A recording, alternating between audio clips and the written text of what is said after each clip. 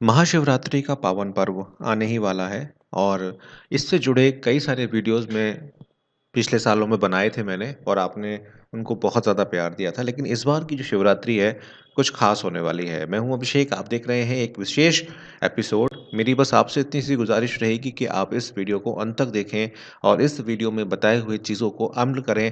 देखेंगे आपके घर में धन-धान्य होगा, आपकी जो मानसिक अशांति है, वो भी दूर होगी। साथ-साथ जो कर्ज़ आपने लिया है, वो भी कहीं न कहीं खत्म होता हुआ दिखाई देगा। साथ-साथ कुछ 6 या 7 गलतियाँ हैं जो लोग करते हैं जब शिवरात्रि का पूजन करते हैं। देखिए शिव की कृपा पाने के लिए महाशिवरात्रि का पावन पर्व इस वर्ष 11 मार्च 2021 को गुरुवार के दिन मनाया जाएगा, जिसमें 9 बजकर सुबह 22 मिनट तक 9 बजकर 22 मिनट तक आपको मैं कहूँ कि महान कल्याणकारी शिव योग रहेगा और इसमें इसको आप सिद्ध योग भी कह सकते हैं। शिव योग को स्वयं भगवान शिव ने से आशीर्वाद प्राप्त है और इसमें अगर आप धर्म, कर्म, मांगलिक अनुष्ठान आदि कार्य करते हैं, तो बहुत सुगमता से हो जाते हैं और साथ-साथ इसमें कोई जिसे कहते हैं ना कि अवरुद्ध, वो नहीं आता। सिद्ध योग में आरंभ करने वाले अगर आप कोई कार्य करना चाह रहे हैं, कोई दुकान खोलना चाह रहे हैं या अपना कोई ऑनलाइन बिज़नेस स्टार्ट करना चाह रहे हैं, कुछ भी करना चाह रहे हैं, कुछ नया करना चाह रहे हैं, तो आप इस समय 9 बजकर 22 मिनट में आप शिव योग रहेगा और इसमें आपकी जो कार्य की सिद्धियाँ हैं, वो आपकी प्राप्त आपको होती हुई दिखाई देंगी। अब इसमें आपको करना क्या-क्या है? एक तो देखिए दान पुण्य करिएगा, ज्योतिर्लिंगों का अगर अगर आप दर्शन कर पाएँ, मैं बस आपसे इतना कहूँगा कि कोरोना का काल अभी चल रहा है, तो बहुत ज़्यादा ध्यान से जाइएगा और नहीं तो घर पे बैठकर आप शिव पुराण का पाठ कर सकते हैं, शिव की कथा सुन सकते हैं, साथ-साथ उनके नाम का कीर्तन कर सकते हैं और अगर आप की प्रोनंसिएशन अच्छी नहीं है, तो आप यूट्यूब पर भी सुन सकते हैं और उस दिन बहुत सारे भजन वगैरह भी आते हैं।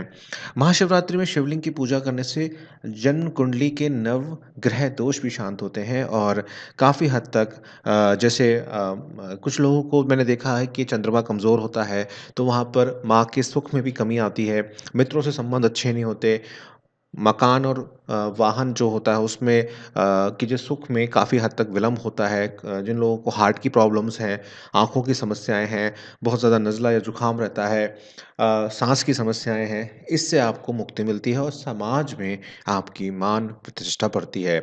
वहीं जो हमारी सुहागन बहनें हैं, इन इस दिन उनको माँ पार्वती के का पूजा करनी चाहिए, श्रृंगार उनको चढ़ाना चाहिए और पुरुषों को दूध, दही और घी और शहद और शक्कर से उनका अभिषेक करना चाहिए। मैं कहूँ रुद्राभिषेक अगर आप करवा पाएँ तो बहुत अच्छा आपके लिए यहाँ पर रहेगा। साथ-साथ अगर आप बेल पत्र पर कुमकुम या चंदन से राम, राम लिखकर या ओम नमः शिवाय का जाप करते हुए आप अगर शिवलिंग पर अर्पित करें, तो इससे बहुत फ़ायदा होता है।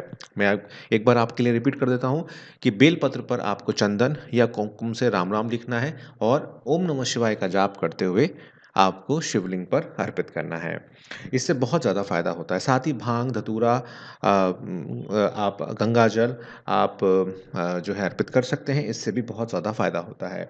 शिवलिंग पर बेलपत्र चढ़ाने से व्यापार में उन्नति, सामाजिक प्रतिष्ठा बढ़ती है और भांग अर्पण करने से घर में अशांति, प्रेत बाधा की चिंता दूर होती है।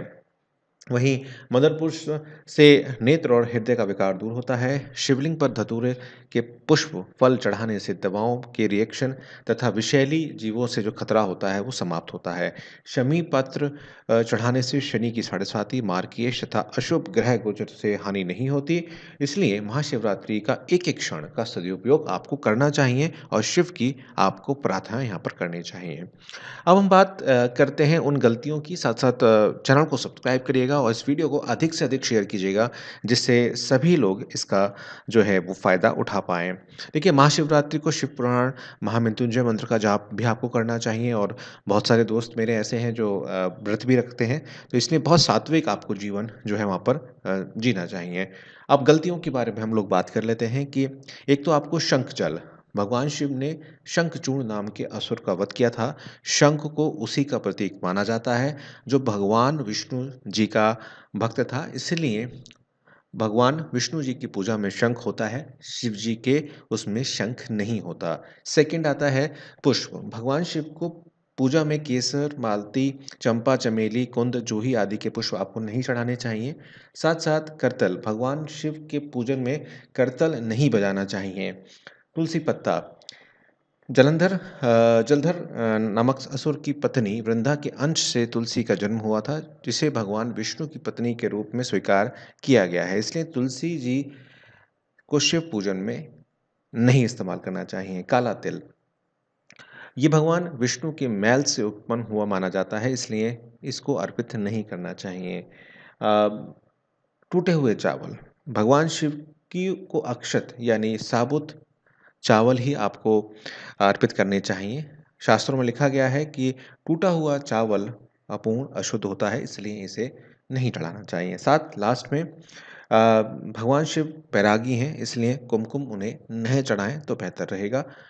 ये 7 चीज़ें हैं जिसके ऊपर आपको विशेष ध्यान देना है। आपको ये वीडियो कैसी लगी आप मेरे को ज़रूर बताइएगा कमेंट करके, और आपका कल्याण हो और आप इसी तरह मेरे साथ यूँ ही जुड़े रहें, देखते रहें। मिलता हूँ आपसे। बहुत-बहुत धन्यवाद आपका और बहुत-बहुत शुभकामनाएँ महाशिवरात्रि की।